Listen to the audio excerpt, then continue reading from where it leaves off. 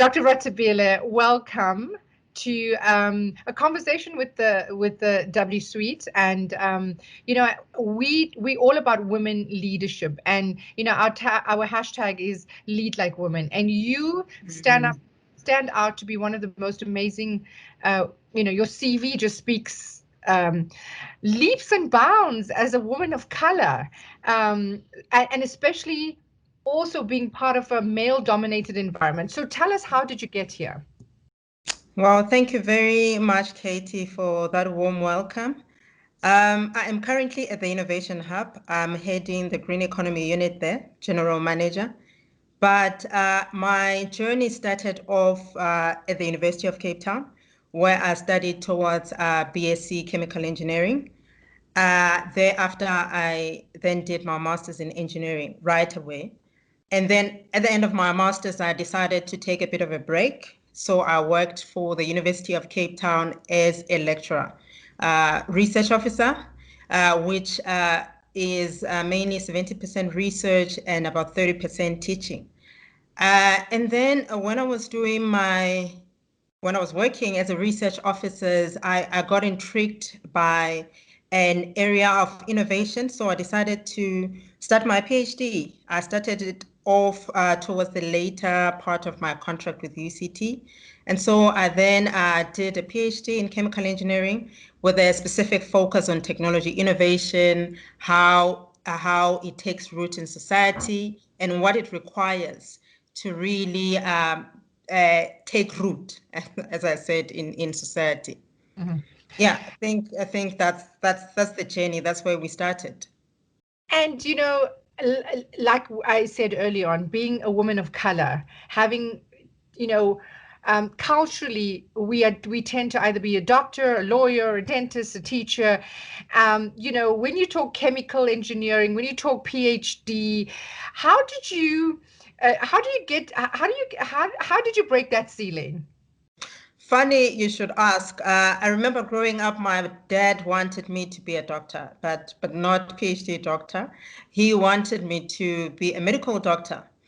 And unfortunately, or fortunately for me, I had a lot of relatives who got sick, who got admitted to hospitals, and I got to go to hospitals at a very early age. And I remember my spirit not resonating with the environment, right? I was blessed with the ability to do maths and science, so a career in medicine would have been an option. But I mean, I made a decision there and then that that's not the career that I will pursue. And then I then looked at other options. And really what triggered is an article that I saw in a Bona magazine. And I remember the power of stories. Back then, I remember a lady in a magazine who was working for Eskom specifically, being profiled there. And I thought, this is interesting. So I did a bit of research on engineering. But I did not like physics as much as I liked chemistry in school. So I thought, okay, chemistry, chemical, I still want to pursue engineering, but chemical engineering sounds nice. Really, there was nothing more than it sounding fantastic and me being good at chemistry. And of course, having decided that I don't want to do medicine. As you rightly point out, there are very limited career options. It's either you're a nurse, you're a lawyer, you're a doctor, and the medicine part was off the cards. So it was engineering, and electrical I did not like, so to be chemical engineering. So you head up the green economy department at the Innovation Hub, and of course the green economy has become the new buzzword.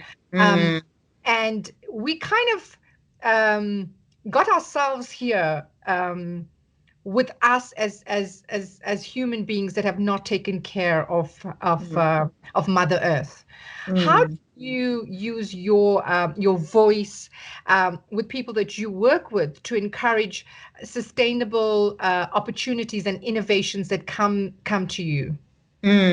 Yeah, I'm fortunate to be working for an organization that was a fantastic idea. I always applaud those visionaries of the late 90s that conceptualized the Innovation Hub.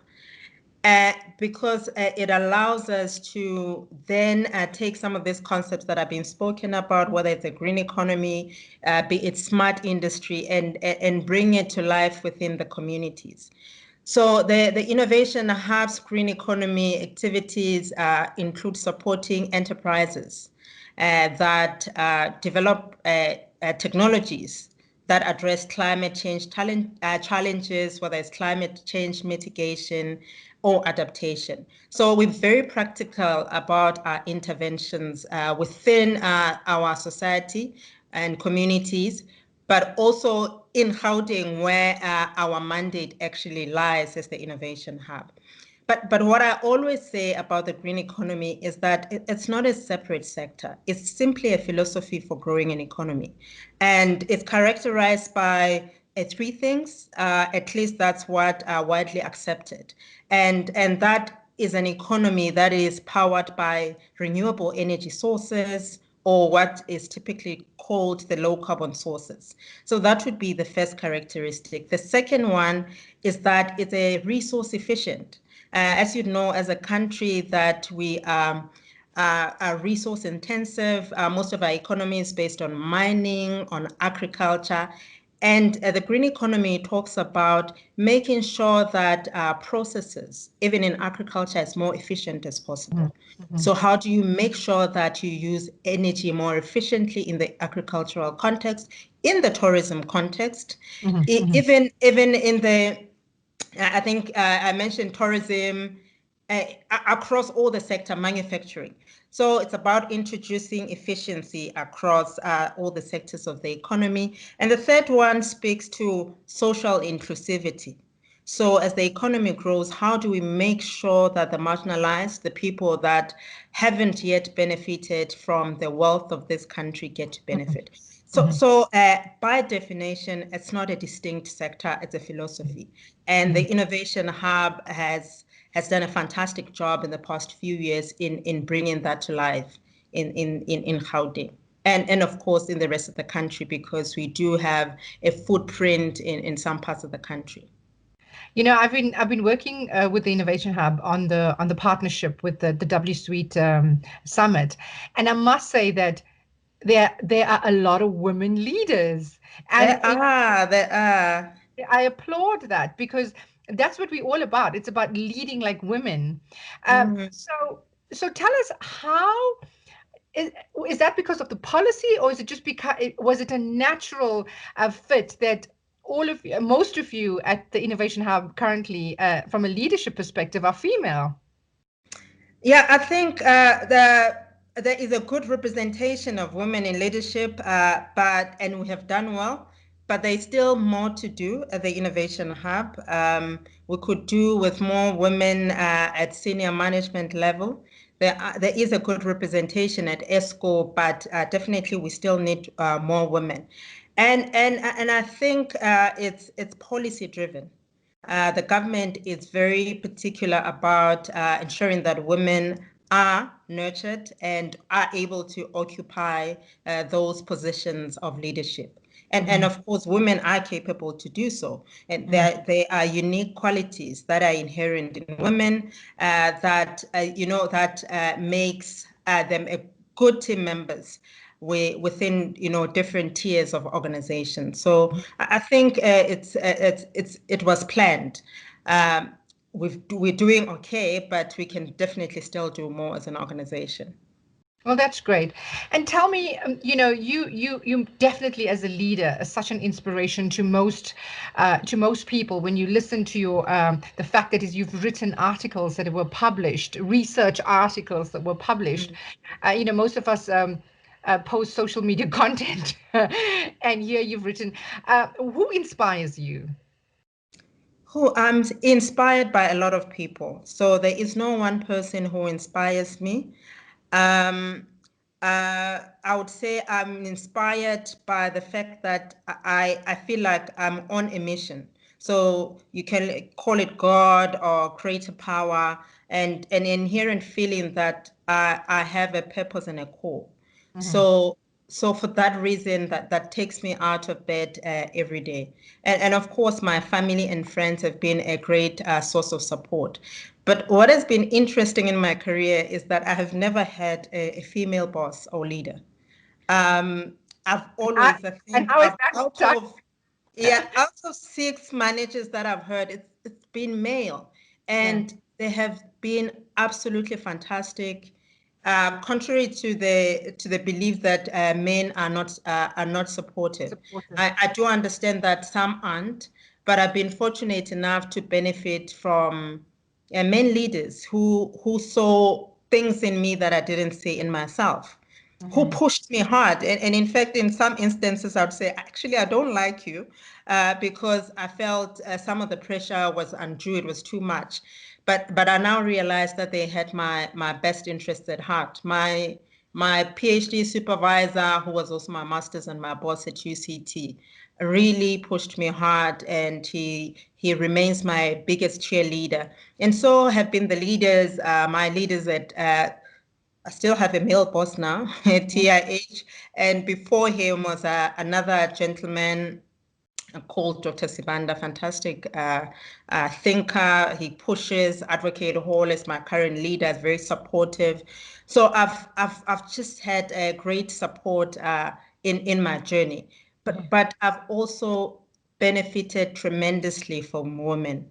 And I think women by nature are generous. Mm-hmm. So women that I work with have given me access to their networks. Mm-hmm. And I think it makes such a difference when people speak on your behalf. They always call some people mentors and sponsors. I've really had sponsors in my life, women that I would meet at some of these functions and who just get along, people that I look up to. So it's a long-winded way of responding to your question of who inspires me. I am inspired by various things and different things in different people. Yeah, I must say, I also believe that men are our allies, and in order for us, Yes, absolutely. in order for us to have a drive a transformational agenda, we have to have the men in the room as well. It Mhm. doesn't help if women talk to each other, and I think that's an important fact. If somebody talks to you as a leader or talks about you as a leader, how do you think that they would um, they would what's the word? Describe? Yeah, describe you. Um, I think different people would give you different messages. The people that I work directly with will probably say I could be pushy at times, but I because yeah, because I believe that the work that we do is a representation of our entire self, our whole self, Hmm. and therefore we need to give it our best. Hmm. I also learned from my previous leaders that you need to put a bit of pressure to take out the best in people. So it's not coming from a point of let's push for the sake of it. It's to Hmm. push ourselves to the better versions of ourselves. Hmm. And I think they would say, and incidentally, one of my former colleagues brought it up this weekend, saying that I I have a gift or an ability to build genuine relationships. So Yeah, I go into a space and come out with friends. So I yeah, have lots of friends.